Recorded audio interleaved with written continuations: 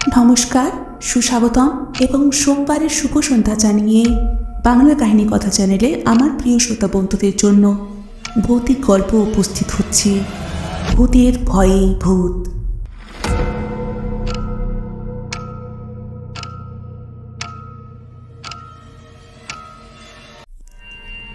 আজ আপনাদেরকে যে গল্পটি বলছি তা আমার জ্যাঠামশাইয়ের কাছে শোনা।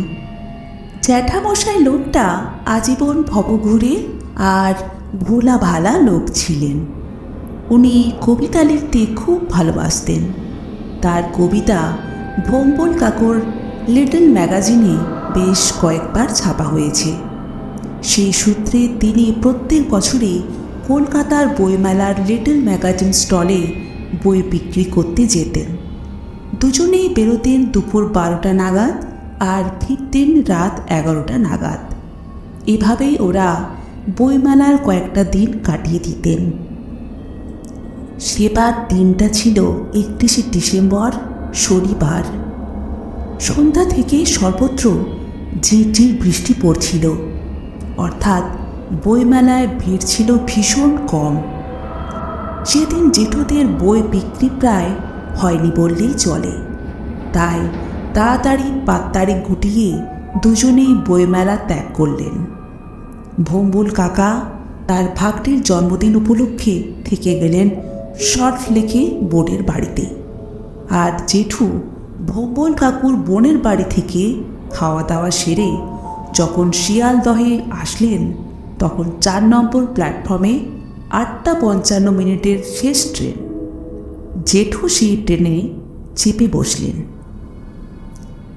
যখন শান্তিপুর স্টেশনে ট্রেন থামল, তখন ঘড়ির কাঁটায় 11:15। এর পরের ঘটনা জেঠুর জবানিতে। জেঠু বলেছিলেন, এক অদ্ভুত ঘটনা ঘটল সেদিন। অত বড় ট্রেন থেকে আমরা মাত্র 3 জন নামলাম। একজন স্টেশনের পিছন দিক দিয়ে বাঁ দিকের রাস্তা ধরে নেমে গেল, আর একজন আমার সঙ্গে। ভোলাদাকে ডেকে সাইকেলটা নিয়ে নিলাম। তখনও টিপ টিপ করে বৃষ্টি পড়ছে। আমি ওনাকে জিজ্ঞাসা করলাম, দাদা কোথায় যাবেন? উত্তরে বললেন, দাসনগরে।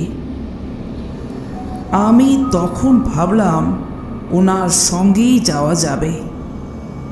এই ভেবে ওনার পিছু পিছু সাইকেল চালাতে শুরু করলাম। খগেনপুর মোড়ে একটা চালতা বাগান আছে। বাগানটা ছিল ভীষণ বড়। বাচ্চা টাচ্চা মারা গেলে ওই বাগানে কবর দেওয়া হতো। কোনোটা গাঁথনি করা, কোনোটা মাটি দিয়ে ঢিপি করে রাখা হতো। সময় তখন 12র ঘর ছুঁই ছুঁই। ঝিরঝির বৃষ্টি, তার উপর কুয়াশায় ভরা। ওই বাগানের ভিতর দিয়ে অত রাতে একলা বাড়ি ফিরে আসার ক্ষমতা আমার নেই। তাই ওনার সঙ্গে পাল্লা দিয়ে সাইকেল চালাতে শুরু করলাম। কিন্তু যেখানে বাঘের ভয়, সেখানেই সন্ধ্যা হয়। ওই চালতা বাগানের মাঝখানে এসে আমার সাইকেলের চেন গেল পড়ে। আমি তখন চিৎকার করে ওনাকে ডাকলাম, এই যে দাদা, দাঁড়ান না, আমার। বলে মুখ তুলতেই দেখি লোকটা দৌড়ে ক্রমশ মিলিয়ে যাচ্ছে। আমি কোনো ক্রমে চেনটা লাগিয়ে জোরে চালিয়ে আবার ওনার পিছু নিতে শুরু করলাম। আমি একটুখানি এগোতেই সাইকেলের চেন আবার পড়ে গেল। একে তো ভয়ে আত্মারাম খাঁচা, তার ওপর সাইকেলের এই অবস্থা। সাইকেলের ওপর আমার রাগ সপ্তমে চড়ল, কিন্তু কি করব? উপায় না পেয়ে আবার চেন লাগালাম। এবার ঠিক করলাম আর জোরে নয়, জোরে চালালেই চেন পড়ছে। এবার আস্তে আস্তে চালাবো। একে তো টিপ টিপ করে বৃষ্টি পড়ছে, তার উপর শীতকাল, চারিদিকে কুয়াশা পড়ছে। আর ওই চালতা বাগানের ভেতর দিয়ে গভীর রাতে আমি আস্তে আস্তে একা একা সাইকেল চালাচ্ছি। সে এক অদ্ভুত ঘটনা। সামনে একটা চালতা গাছে কয়েকটা পাখির ডানা ঝাপটানোর শব্দ পাওয়া গেল।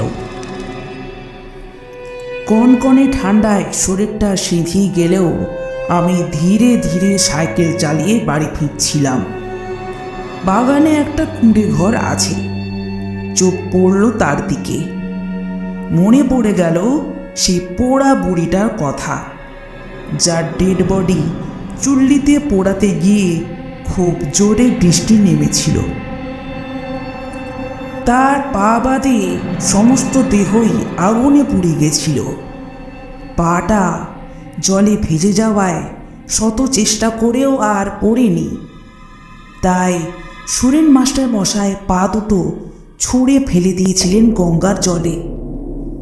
সুরেন মাস্টারের কাছে সেই শোনা গল্প মনে পড়তেই গা যেন কেমন কাঁটা দিয়ে উঠল।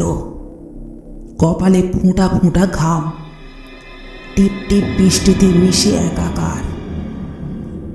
আকাশে কালো মেঘ যেন ঠেলে অন্ধকারকে নামিয়ে আনছে।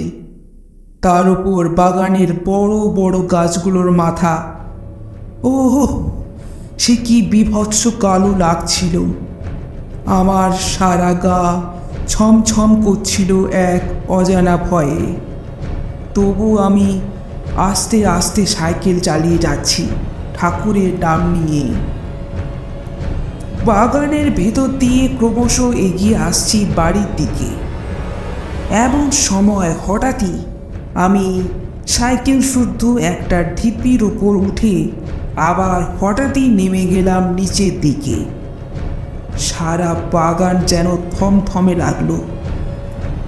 তবে কি আমি আমার সাইকেল নিয়ে কবরের ওপর উঠে গিয়েছিলাম? একটা ঠান্ডা বরফের মতো বাতাস গায়ে ভেসে এলো। তৎক্ষণাৎ চমকে উঠলাম একটা মৃদু কান্নার শব্দ শুনতে পেয়ে। কুয়াশায় চারদিক ঢাকা, তবু তারই মধ্যে চেষ্টা করলাম, কিন্তু কাউকে দেখতে পেলাম না। হঠাৎ কার গায়ে ধাক্কা লেগে উল্টে পড়ে গেলাম। ভয়ে সারা শরীর কাঁপতে লাগলো। তাকাতেই দেখি এক মাথা এলোমেলো চুলে, এলোমেলো শাড়ি পরে, কপালে লাল টিপ। আমি চমকে উঠলাম। তবে কি ভূত? গলার স্বর বেরোচ্ছিল না। তবুও কাঁপা কাঁপা কণ্ঠে কোনো ক্রমে বললাম, কে তুমি? অন্ধকারে স্পষ্ট দেখলাম বড় বড় চোখ করে আমাকে যেন গিলে খেতে চাইছে। আমি আর আমার মধ্যে নেই, ছুটতে পারছি না, গলা দিয়ে স্বর বেরোচ্ছে না। তবু কোনো ক্রমে বাঁচাও বাঁচাও বলে ছোটার চেষ্টা করলাম। আমার চিৎকার শুনে প্রতিবেশীরা লাঠি সোঁটা নিয়ে তৎক্ষণাৎ উপস্থিত।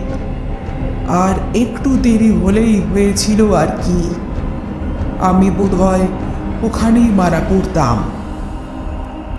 প্রতিবেশীদের হাতের আলোয় দেখি, হ্যাঁ, ওই ভদ্রমহিলা ওখানেই বসে আছে, ঠিক আগের জায়গায়। আমার কিছু বলার আগেই প্রতিবেশীরা আমাকে ডেকে নিয়ে যা বোঝালো তাতে বুঝলাম ওই ভদ্রমহিলার একটি 3 বছরের সন্তান 2 মাস আগে মারা গিয়েছে। ঠিক উনি যে জায়গায় বসে আছেন ওই জায়গায় তাকে কবর দেওয়া হয়েছে।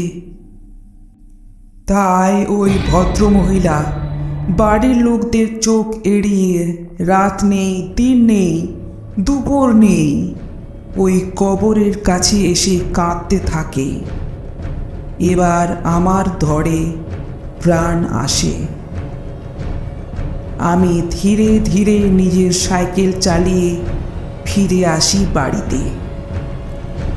সেই যাত্রায় ভূতের ভয়ে মৃত্যুর হাত থেকে বেঁচে গেছিল আমার বোলা ভালা ভবঘুরে কবি জেঠু।